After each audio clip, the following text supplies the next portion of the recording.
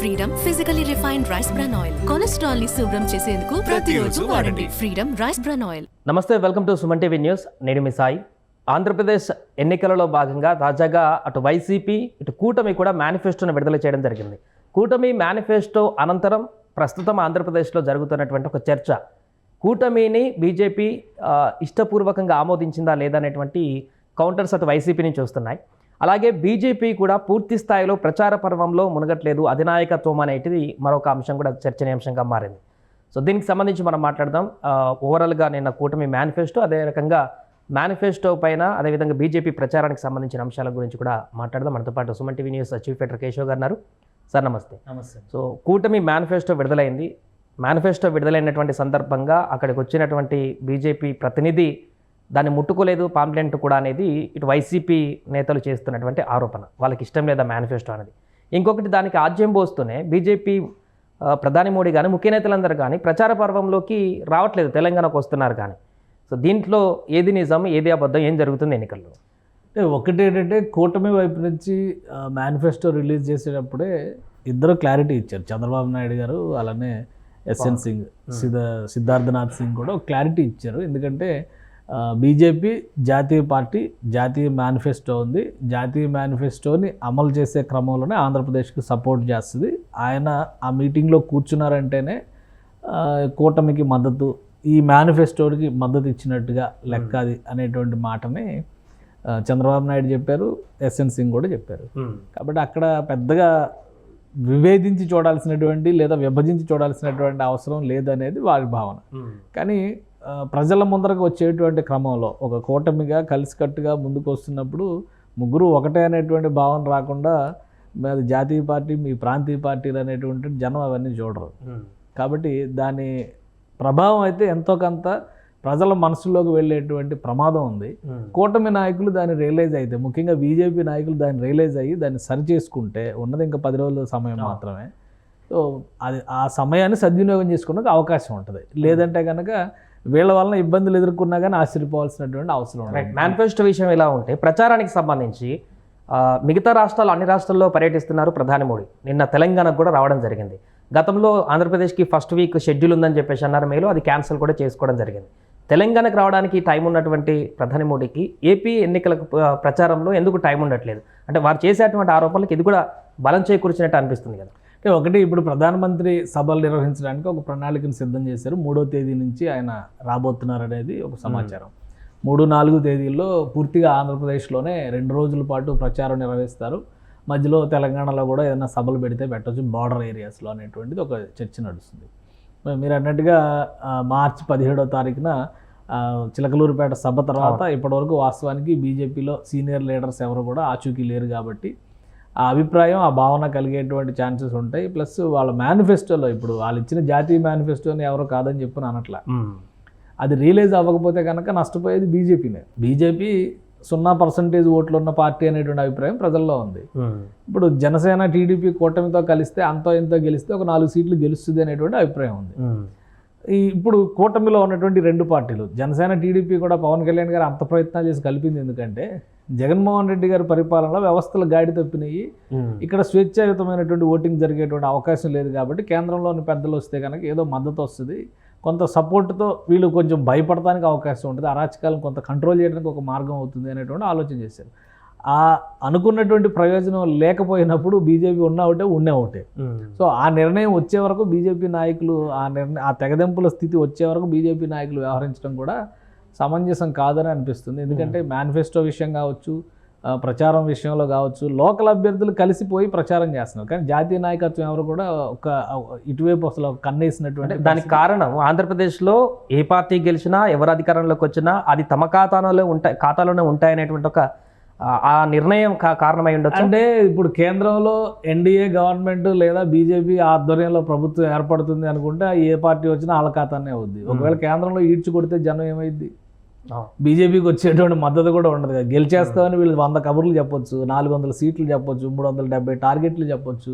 అన్నిసార్లు అనుకున్న ఫలితాలు వచ్చేటువంటి పరిస్థితి ఉండదు కదా. 10 ఏళ్ల పరిపాలన తర్వాత మోడీ మీద వ్యతిరేకత లేదు అని అనుకోవడం పెద్ద అపోహ. ఎందుకంటే చాలా అంశాల్లో వీళ్ళు చెప్తున్నటువంటి వాదనకి వాస్తవంగా గ్రౌండ్ రియాలిటీకి చాలా తేడా కనిపిస్తున్న పరిస్థితులు ఉన్నాయి.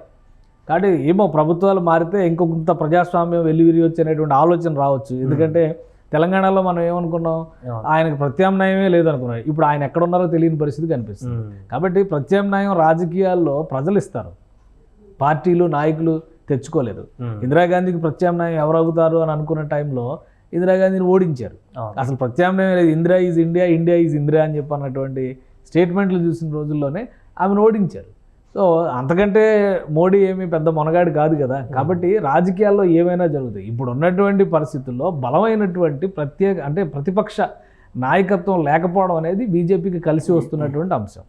ప్లస్ ఓవరాల్గా జాతీయ స్థాయిలో జరుగుతున్నటువంటి డెవలప్మెంట్ ఆస్పెక్ట్స్ కానీ, అసలు ప్రపంచవ్యాప్తంగా వచ్చినటువంటి ఆర్థిక సంస్కరణల ఫలితంగా వచ్చినటువంటి అభివృద్ధి ఫలాలు కానీ, వాటన్నిటిని అందిపుచ్చుకునేటువంటి క్రమంలో భారత్ గత 20-30 ఏళ్ళుగా తన వంతు ప్రయత్నాలు చేస్తూనే ఉంది. ఆ క్రెడిట్ ఇవ్వాలంటే పివి నరసింహరావు గారికి ఇవ్వాలి. అప్పటి నుంచి స్టార్ట్ చేసుకుంటూ వచ్చారు కాబట్టి, దాన్ని మిగతా ప్రధానమంత్రులు కొనసాగిస్తూ వచ్చారు కాబట్టి. సో మోడీ ఒక్కరే ప్రత్యామ్నాయం అనేటువంటి భ్రమలో కనుక బీజేపీ నాయకత్వం ఉంటే, కాబట్టి ఆంధ్రప్రదేశ్ మాకు అవసరం లేదు అనేటువంటి తలపొగరుతో కనుక వ్యవహరిస్తే రేపు కేంద్రంలో ఎటువంటి పరిస్థితులైనా ఎదురు చూడవచ్చు. ఎందుకంటే మొదటి 2 ఫేజ్లు ఓటింగ్ చూస్తే పర్సంటేజ్ చాలా పడిపోయింది. బీజేపీకి అది అనుకూలం అవుతుంది అనడానికి ఆస్కారం లేదు. ఒకవేళ ఆ ఓటింగ్ కనుక ప్రతిపక్షాలకు ట్రాన్స్ఫర్ అయ్యి ఉంటే ఎన్ని సీట్లు గెలుస్తుంది బీజేపీ అనేటువంటి ఒక డైలమా నడుస్తుంది. ఇంకా జాతీయ స్థాయిలో ఎక్కడికక్కడ ఎలక్షన్స్ కంప్లీట్ అయినటువంటి చోట్ల జరిగినటువంటి ఎగ్జిట్ పోల్స్ ఇంకా బయటికి రిలీజ్ చేయలేదు, కానీ అఫీషియల్గా ఇంటర్నల్గా వస్తున్నటువంటి సమాచారం. అందుకనే ప్రధానమంత్రి కూడా అదుపు తప్పి మాట్లాడుతున్నారు అనేటువంటి విమర్శలు వస్తున్నాయి. 60 ఏళ్ళు కాంగ్రెస్ పార్టీ అధికారంలో ఉన్నప్పుడు లేని సమస్య ఇప్పుడు కొత్తగా, ఒకవేళ కాంగ్రెస్ని గెలిపిస్తే మీ ఆస్తులు తీసుకుంటారు, 55% ఆస్తులు. కాంగ్రెస్ పార్టీ అధికారం గురించి ఆలోచించే తీరికే కాంగ్రెస్ పార్టీకి కనిపించట్లేదు. అప్పుడే పాలసీలు డ్రాఫ్ట్ చేసి వ్యక్తిగత ఆస్తులు లేకుండా చేయాలని కాంగ్రెస్ పార్టీ ఒక చట్టం చేసే ప్రయత్నం చేస్తుంది. ఇవన్నీ చెప్తున్నారు. అంటే వీళ్ళకి ఉన్న ఇన్ఫర్మేషన్ ఏంటి, మరి పదే ఫోన్ ట్యాపింగ్లు అంటున్నారు. అక్కడ కూడా అలాంటి వ్యవహారాలు నడుస్తున్నాయి అని అనుమానాలు వస్తున్నాయి. ఒకటి ఏంటంటే ప్రజాస్వామ్యం బాగుపడాలంటే కనుక ఖచ్చితంగా ప్రజాస్వామ్యయుతమైనటువంటి వాతావరణం ఉండాలి, కేంద్రంలో అయినా రాష్ట్రాల్లో అయినా కానీ.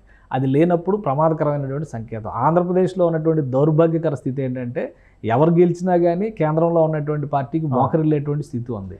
ఎందుకంటే లోటు బడ్జెట్, అప్పుల ఊబిలో ఉన్నటువంటి రాష్ట్రం, అభివృద్ధి లేమితో బాధపడుతున్నటువంటి రాష్ట్రం, ఇవ్వడమే తప్ప సంపాదించడం చేతగాని రాష్ట్రం. కాబట్టి ఎవరన్నా పైనుంచి విధులిస్తారేమో అన్న ఆశ మీద ఆంధ్రప్రదేశ్ బతుకుతుంది. కాబట్టి ఆంధ్రప్రదేశ్ నాయకత్వాన్ని పట్టుకున్న ప్రతి నాయకుడు కూడా అదే ప్రయత్నం చేస్తారు.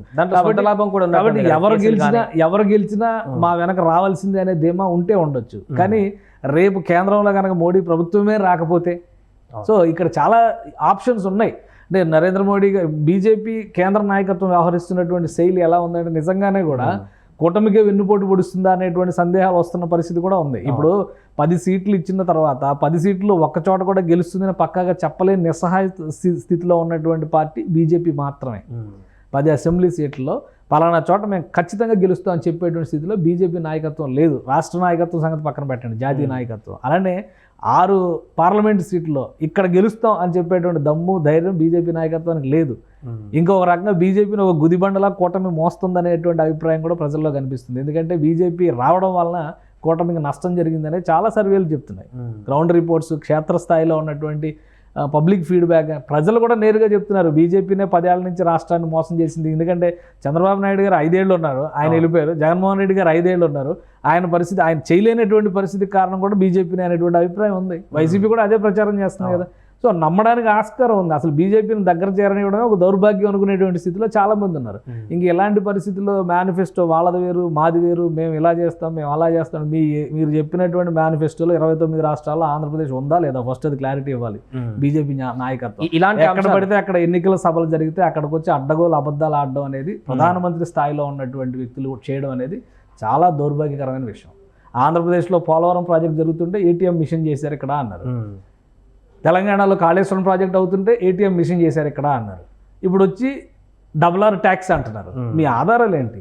ఒకవేళ మీకు అధికారం ఉంది కదా, ఒకవేళ నిజంగా అలాంటి పరిస్థితులు జరిగితే ఎందుకు చర్యలు తీసుకోవట్లేదు? కేవలం అది పొలిటికల్ స్టేట్మెంట్. ఆంధ్రప్రదేశ్లో ఎన్నికలు అయిపోయి ప్రభుత్వం మారిన వెంటనే పార్లమెంట్లో నేరుగా అడిగిన క్వశ్చన్కి చెప్పినటువంటి సమాధానం ఏంటంటే పోలవరం అద్భుతంగా కట్టారు, ₹1 కూడా అవినీతి జరగలేదని వీళ్ళే చెప్పారు. మళ్ళీ అదే ప్రధానమంత్రి అంతకంటే ప్రత్యక్షమైనటువంటి ఉదాహరణలు ఏముంటాయి? కాబట్టి వీళ్ళకి చిత్తశుద్ధి ఉంది అని నమ్మడానికి ఆస్కారం ఉందా? ఆంధ్రప్రదేశ్ ప్రజలకి, ఇంకా ఆ మాటకు వస్తే తెలుగు ప్రజలకి బీజేపీ పైన ఉన్నటువంటి కాన్ఫిడెన్స్ శాతం ఆంధ్రప్రదేశ్లో అయితే 0, తెలంగాణలో అయితే 2%, 3%. అప్పుడప్పుడు అక్కడ ఉన్నటువంటి ప్రత్యామ్నాయ అవసరాల రీత్యా గెలిచినటువంటి నాయకులు ఉన్నారు తప్ప పార్టీ విధానంతో గెలిచినటువంటి నాయకులు తెలుగు రాష్ట్రాల్లో బీజేపీ నుంచి ఎవరూ లేరు. సో ఇలాంటి ఆరోపణలు ఉన్నప్పటికీ కూడా కూటమి చంద్రబాబు పవన్ కళ్యాణ్ బీజేపీతో పొత్తు పెట్టుకోవడానికి కారణాలలో ఎన్నికల సమయంలో కొంత నిష్పక్షపాతంగా ఎన్నికలు జరగడానికి కేంద్రం యొక్క అండదండలు ఉంటాయి. ఈ యొక్క ఎన్నికలకు సంబంధించి అధికార పార్టీ ఏమైనా చేస్తే కూడా అడ్డు తలగడానికి ఉంటాయి. అలాగే గ్లాస్ సింబల్కి సంబంధించి కొంత సపోర్ట్ కూడా ఉంటుంది ఇలాంటి అనుకున్నారు, కానీ అవి కూడా ఏం కనిపించట్లేదు అనేది ఒకటి. ఇప్పుడు ఏంటంటే అవి ఇప్పుడు భారతదేశంలో ఎన్నికల వ్యవస్థ మొత్తం కూడా ఒక స్వతంత్ర ప్రతిపత్తి కలిగినటువంటి వ్యవస్థ. అక్కడ స్వయం నిర్ణయాలు జరగాల్సినటువంటి అవసరం ఉంది. అధికారుల్లో చిత్తశుద్ధి ఉందా లేదా అని అనుమానించాల్సినటువంటి పరిస్థితి ఉంది. ఎందుకంటే ఇప్పుడు నేను రాజీనామా చేయగానే లేదా నా పదవి కంప్లీట్ అవగానే ఏ నాయకుడు నాకు ఏ పదవి ఇస్తాడని అడుక్కునే స్థితిలో అధికారులు ఉన్నారు. కాబట్టి వీళ్ళు నిజాయితీగా వ్యవహరిస్తారనేటువంటి ఆశ లేదు. అంతో ఇంతో కాస్త కూస్తా ఉన్నది న్యాయ వ్యవస్థ మీద. న్యాయ వ్యవస్థలో కూడా రిటైర్ అయిన జడ్జిలు ఏ పదవి కోసం దేబ్రించాలనేటువంటి స్థితిలో ఈ మధ్య కొంతమంది కనిపిస్తున్నటువంటి పరిస్థితుల్లో రాబోయే రోజుల్లో ఇంకెంత దరిద్రంగా తయారైతే ఈ వ్యవస్థలు అనేటువంటి అనుమానాలు కలుగుతున్నాయి. ఒకటే కూటమిలో ఆలోచించింది పదే పదే చంద్రబాబు నాయుడు గారు కానీ అంతకంటే ఎక్కువ పవన్ కళ్యాణ్ గారు కానీ చెప్పినటువంటి మాట ఏంటంటే, కేంద్రంలో ఉన్నటువంటి ప్రభుత్వం, అధికారంలో ఉన్నటువంటి ప్రభుత్వం కనుక అక్కడ నుంచి మనం మద్దతు తీసుకుంటే, ఎందుకంటే బీజేపీ నుంచి కనుక మనం మద్దతు తీసుకుంటే రాష్ట్రంలో ఇటువంటి అరాచకాలు జరగడానికి కొంతవరకు అడ్డుకట్ట వేయడానికి అవకాశం ఉంటుందని అంతో ఇంత భయం ఉండొచ్చేమో. కానీ ఎక్కడ ఇప్పుడు బీజేపీ రాష్ట్ర అధ్యక్షురాలు 22 మంది ఐపీఎస్ ఆఫీసర్స్ ఇంక్లూడింగ్ డీజీపీ మీద కూడా కంప్లైంట్ చేశారు. ఎక్కడ ఏ మార్పులు జరిగినాయి? చీఫ్ సెక్రటరీ మీద కూడా కంప్లైంట్ చేశారు. ఎక్కడ ఏ మార్పులు జరిగినాయి? ఈ రోజు కూడా పెన్షన్ల పంపిణీకి సంబంధించి రకరకాల జిమ్మిక్కులు చేస్తున్నారు. జన్ధన్ యోజన కింద 14 లక్షల అకౌంట్లను ఓపెన్ చేశారు. 14 కోట్ల అకౌంట్లను దేశవ్యాప్తంగా ఓపెన్ చేశారు. ఇప్పుడు ఆంధ్రప్రదేశ్లో అప్పుడు ప్రభుత్వం చాలా పోటీపడి మరి మిగతా రాష్ట్రాల కంటే మేము ఎక్కువ అకౌంట్లు ఓపెన్ చేసామని చెప్పడం కోసం ప్రయత్నాలు చేసింది. జగన్మోహన్ రెడ్డి గారు వచ్చిన అకౌంట్లన్నీ పక్కన పెట్టి ఇంటింటికి డబ్బులు లెక్క పెట్టి చేతికి ఇవ్వడం మొదలుపెట్టారు. ఇప్పుడు మళ్ళీ కొత్తగా ఇన్ని సంవత్సరాలు పక్కన పెట్టేశారు, 5 సంవత్సరాలు. ఈ రోజు ఎలక్షన్ కమిషన్ డైరెక్షన్స్ ఇచ్చినా కానీ, వీళ్ళు విజ్ఞప్తులు చేసినా కానీ ఇప్పుడు బ్యాంక్ అకౌంట్లో వేస్తాం అంటున్నారు. మరి 4 సంవత్సరాల నుంచి 5 సంవత్సరాల నుంచి బ్యాంక్ అకౌంట్లో ఎందుకు వేయలేదు? ఇంటింటికి తిరిగి రావాల్సినటువంటి అవసరం ఏముంది? కాబట్టి అంతా కూడా ఎన్నికల స్టంటు, ప్రజల డబ్బుల్ని ప్రజల జేబులు కొట్టి ప్రభుత్వ పక్షాన వీళ్ళు ఖర్చు పెడుతూ మేమేదో ప్రజలకు సేవ చేస్తున్నాం అనేటువంటి రీతిలో మాకు ఓట్లు వేయండి అని అడుక్కునే స్థితిలో నాయకులు ఉన్నారు. కాబట్టి ఈ మెకానిజంని ప్రజలు సరైన పద్ధతిలో అర్థం చేసుకున్నంత కాలం ఇదే తరహా దిగజారుడు వ్యవస్థలో మరింతగా కనిపించేటువంటి అవకాశం ఉంటుంది. ఇంకోటి, బీజేపీ వచ్చిన తర్వాత, కూటమిలోకి వచ్చిన తర్వాత ఆంధ్రప్రదేశ్కి ఫలానా పని చేస్తాం అని ఒక్క హామీ కూడా ఇవ్వలేదు. కాబట్టి అది కూటమికి ఖచ్చితంగా ఎదురుదెబ్బ అయ్యేటువంటి ప్రమాదం ఉంది. ఇప్పుడు ఇచ్చినటువంటి హామీలన్నీ జనసేన బీజేపీ భుజాల మీద పెట్టి రేపు ఒకవేళ కేంద్రంలో అధికారంలోకి వచ్చిన ఆ హామీలతో మాకు సంబంధం లేదు అనేటువంటి మాట అంటే ఎందుకు ఓటు వేయాలనేటువంటి ప్రశ్న ఓటరు లేవనెత్తితే ఎవరు సమాధానం చెప్పాలి? మళ్ళీ చంద్రబాబు నాయుడు, పవన్ కళ్యాణ్ సమాధానం చెప్పుకోవాలా? ఎందుకంటే కేంద్రం ఆ సహకారం అందిస్తుందనే కదా డబుల్ ఇంజిన్ సర్కార్ అండి. ఆయన ప్రేక్షక పాత్ర వహించడానికి కాదు కదా ఎస్ఎన్సింగ్ వచ్చి అక్కడ కూర్చున్నది. సో ఇది అంటే వైసీపీ చేస్తుందనేటువంటి విమర్శల కంటే కూడా వాస్తవ రూపంలో చూస్తే కూడా ప్రజలు నమ్మడానికి ఆస్కారం ఉన్నటువంటి చర్యలు అక్కడ కనిపిస్తున్నాయి. సో ఇప్పుడు ప్రధానమంత్రి ఎంత తొందరగా ఆంధ్రప్రదేశ్కి వస్తే కూటమికి అంత మంచిది.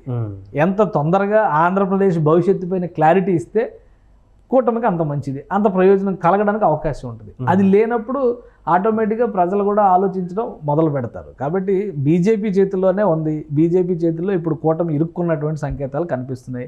బీజేపీలో 2 వర్గాలు మొదటి నుంచి కూడా తన్నుకు చేస్తున్నాయి. ఒకటి వైసీపీకి అనుకూలం, ఇంకోటి టీడీపీకి అనుకూలం.